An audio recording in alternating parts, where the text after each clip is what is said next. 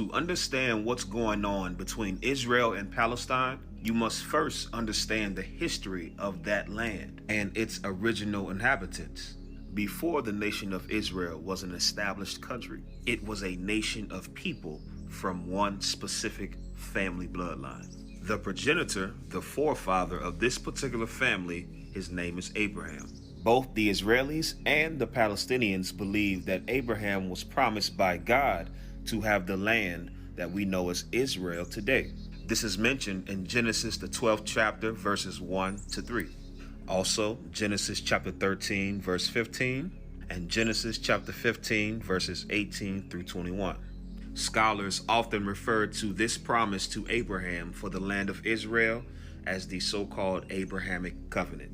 Again, this promise, this covenant with Abraham would be passed down to his descendants. The records and the scriptures specify that this covenant will be passed down to Abraham's son, Isaac.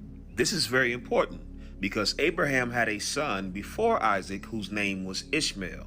If you talk to many Arabs today and many Muslims today, they will tell you that they believe that they are the descendants of Ishmael, which is true. The problem is the promise, the covenant was not passed down to Ishmael. It was passed down to Isaac. This is proven in Genesis chapter 17, verses 18 through 21. Verse 20 reads, "And as for Ishmael, I have heard thee. Behold, I have blessed him, and will make him fruitful, and will multiply him exceedingly. 12 princes shall he beget, and I will make him a great nation. But my covenant will I establish with Isaac." Because the Arabs come from Ishmael, that would mean that they are now disqualified from the promise that was made with Abraham pertaining to the land that we know as Israel. But wait, there's more. We just established that Isaac is the rightful heir to the inheritance, the promise, which includes the land. So now we got to find out who gets it after Isaac. According to the biblical records, Isaac had two sons whose names were Esau and Jacob. You can find this in Genesis chapter 25, verses 19 to verse 34. So again, we have the situation where there are two sons. Who receives the inheritance? Well, thankfully, we have the records that tells us who received the covenant out of the two sons of Isaac. When you go to Genesis chapter 28, verse 13, it tells you, "And behold, the Lord stood above it and said, I am the Lord God of Abraham thy father, and the God of Isaac. The land whereon thou liest, to thee will I give it, and to thy seed." So right here, the scriptures are establishing that out of Isaac's two sons, Jacob and Esau, Jacob would be the one to receive the inheritance that was passed down from Abraham, Isaac, and now Jacob.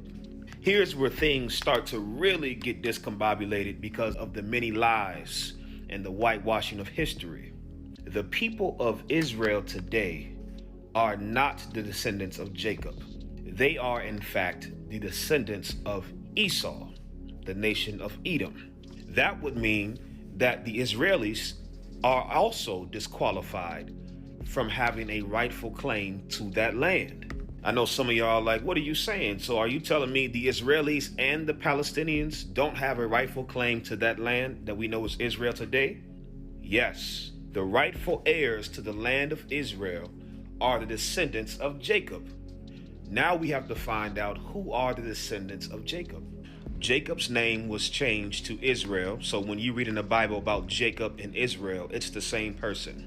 Jacob, Israel, had 12 sons. These are the names of Israel's 12 sons right here.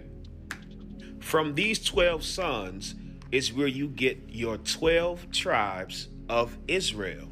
This has nothing to do with religion at all. This is all about, once again, the records of one particular family, one particular bloodline. So now that means that the 12 tribes of Israel are the rightful owners of the land of Israel. When you fast forward in time, you'll see that from those 12 sons Israel had sprouted an entire nation of people. This family, this nation, migrated to Egypt because of the famine that was in all of the land. You can read this with the story of Joseph.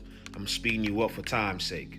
So after migrating to Egypt, the children of Israel grew and grew in number. They became a more and more powerful nation within the nation of Egypt. The Egyptians were very fearful and jealous of the Israelites and started to oppress the Israelites. Once again, you can read this in Exodus chapter 1. It tells you about how the Israelites built all the great cities and pyramids all throughout Egypt, not as free citizens, but as slaves. Here's why this is very important. The children of Israel lived, served, and enslaved in Egypt for roughly 400 years. And the archaeology proves this. In the Life magazine from April 5th, 1968, you can look right here, the date is circled with the red, just to verify. This is an actual magazine from 1968. You will find that there are images of the children of Israel who served in slavery in Egypt. Here's another one right here. And here's another one.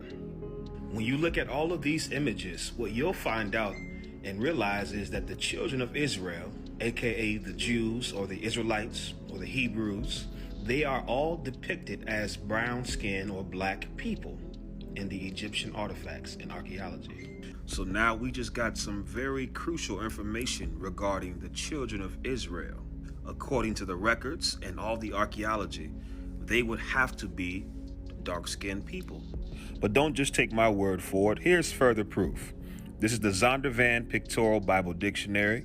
And when you go to the definition of the word ruddy, you would find out that it says a word used to refer to a red or fair complexion in contrast to the dark skin of the Hebrews.